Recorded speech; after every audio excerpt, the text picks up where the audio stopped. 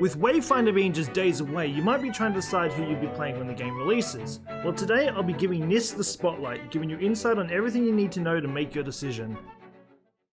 Niss, also nicknamed the Shadow Dancer, is kin to the Shadows. A little bit of backstory on her. The Eldrin are the first children of the Broken World, formed from the blood of infinity spilled in the Aegis War. They're Eldrin of the woods and water, but Niss is one of the deep Eldrin, born in an abyss of stone and soil untouched by the sun. The people shape shadows like clay. Niss mastered the Shadow Dance as a child, learning to sculpt shielding shrouds and deadly blades from insubstantial darkness. For all their many gifts, the Eldrin are dying people whose essence fades with each generation. When the ancient Mother of Shadows came to them, promising renewed strength in exchange for absolute loyalty, they swore themselves to her service. When Niss and her clan refused to bow to the precursors, most were slain. Niss escaped into exile. She has sworn to destroy the immortal beings who have corrupted her people, whatever the cost. Niss is a grim and deadly warrior, a silent assassin who strikes from the shadows, but as an echo, returned from the gloom, there is much she cannot remember. She knows she endured countless hardships in her time of exile, but the details escape her. She remembers challenging the Mother of Shadows, but not how she survived. But these memories may yet return to her. Alrighty, jumping over to the stats for Niss. As you can see, she has complexity of 4. She's actually the most complex hero there is so far. I think there's one close to her, like 3.5. But no one actually has passed her at the moment. As you can see, she has a little bit of defense, a little bit of control, a little bit of support, a little bit of range, but she is just straight offensive. Unlike the others that have kind of specialized like 2 things, she is just straight damage, dishing out damage, and that is it. But that being said, I will put up on the screen her starting attributes.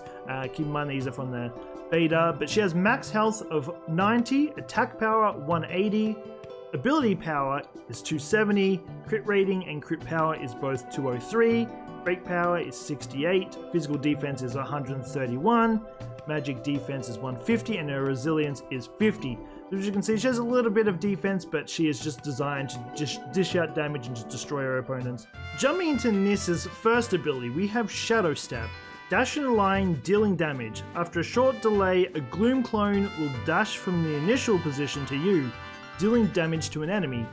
So as you can see, let me scroll up a little bit so you can see a little bit better. She dashes, then comes back, dashes again, does a little bit of damage. Alrighty, jumping into Nissa's second ability, we have Umbral Aura. Niss is empowered by Umbral magic, causing her next 3 dodges to pierce the nearby enemy with shadow. But as you can see, we'll replay the video again. She kind of does like a taunt power up.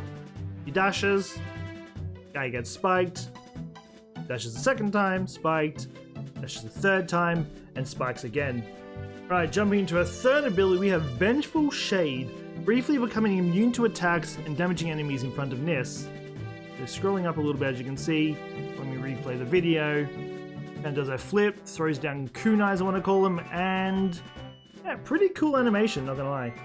Okay, and now we have Nissa's final ability, which is Gloom Shroud. For the next few seconds, Shadow Step can be used at no cost.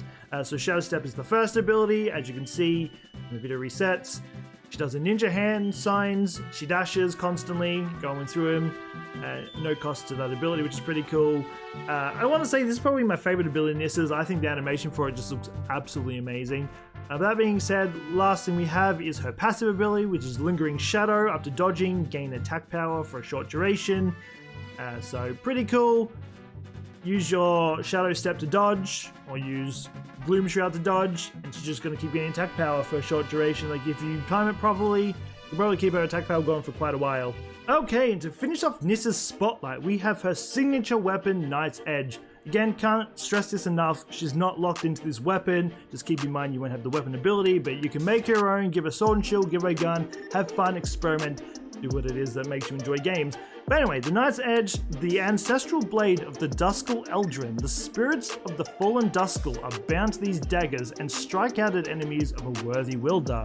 The weapon ability is Daggerfall, forms multiple magical daggers that float around the player and fire towards enemies as attacks when the enemy comes in range. Pretty cool ability. But anyway, that being said, that is going to do it this spotlight for Niss. I do hope you enjoyed this video. I do hope it helps you decide who you want to play when the game releases. Stay tuned with the channel. We will be releasing the other couple, I think there's like 3 more after this, releasing over the next couple of days as we work up towards the release of the game. But anyway, that being said, I do hope you enjoyed this episode. If you're new to the channel, don't forget to subscribe, hit that notification bell, knowing the videos go live. It really does help out the channel, and I'll be back again next time. So until then, take care and peace out.